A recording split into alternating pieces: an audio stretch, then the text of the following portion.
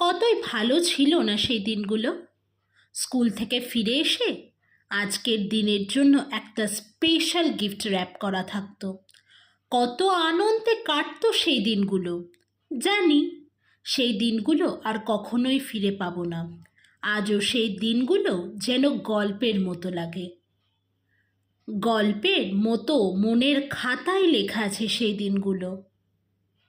সেই দিনগুলো তো এখন আর ফিরে আসবে না, তাই স্মৃতির রঙিন খাতায় সেগুলোকে তুলে রাখার জন্য নিজেকেই নিজে আজকে একটা ছোট্ট টেডি বিয়ার গিফট করলাম, তাও নিজের পছন্দের কিছু রং দিয়ে।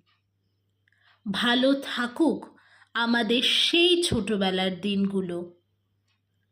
আর সকলকে জানাই হ্যাপি চিলড্রেন্স ডে।